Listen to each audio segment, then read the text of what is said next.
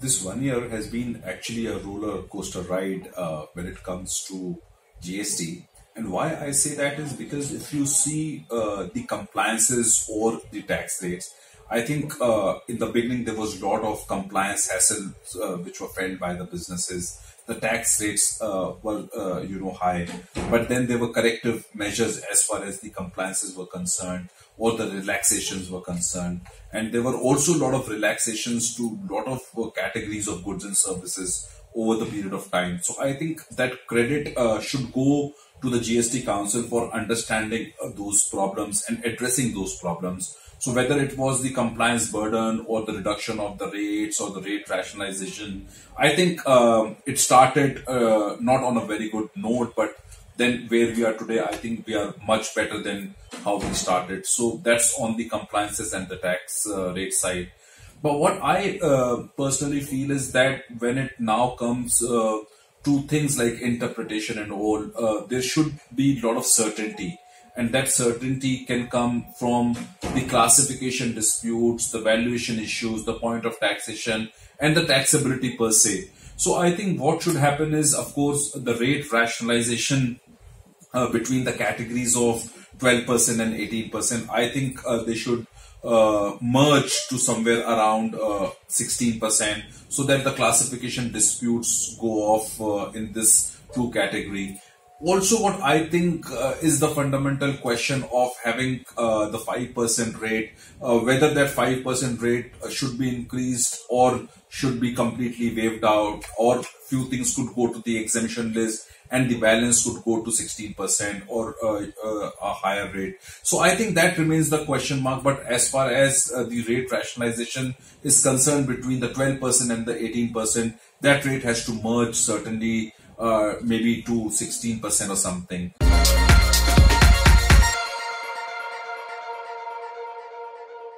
%28% certainly is for the luxurious items, but at any point of time, given in any economy, I think 28% is a ridiculously high rate. So you could have that on luxurious cars, but you cannot have that 28% rate on cameras, for instance, because camera could be used even for example, by middle class families, could be used by children, could be used for passion and so on and so forth. So I think a lot of these rates which are at 28% needs some rationalization. This reduction should happen on certain categories which are there in the 28%.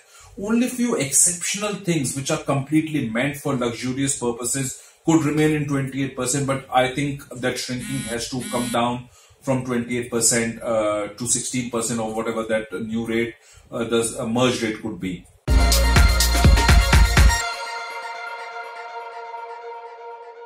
I think if we look back in this 1 year, I think there are few businesses which have completely got a lot of benefit from the GST. Most of the businesses or the sectors which were formalized, which had accounting in place, which had IT system in place, I think they are really, really happy because everything gets accounted. There are common taxes,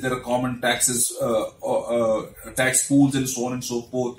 So basically there is a larger credit pool, there is an offset which is available on the output side, and there is a lot of certainty. So for instance, if you pick sectors such as an automobile only, they're not bothered about what the tax rate in the pre-GST or the GST regime has, but they were more bothered about the rate buying. You could buy car in Maharashtra at a different rate. You could buy that in Delhi at a different rate. You could, get these cars registered in union territories at a different rate. So I think the rate buying has gone off. So most of these sectors which are organized sectors, so one may argue that what happens to the service sector, maybe they are worse off now because they have to do a lot of compliances. But if you see about the service sector, the impact of the decentralization is predominantly on banks, insurance companies, telecom, and such sectors. But these sectors are completely formalized. There is nothing called informal. Everything gets accounted. So even if they have presence in 20 states, it is expected out of them that they have the complete IT infrastructure, they have resources, they have accounted everything. So from that perspective, it is not a problem at all to a couple of these sectors. So, even the services sector who have presence in multiple states would ultimately benefit out of it. And I think the e-way bill provisions and all would improve the tax compliances. There could be certain hurdles in the beginning which people or the businesses could feel, but I think for the better tax compliance and better tax practices and avoidance of tax evasions, these provisions are a necessity.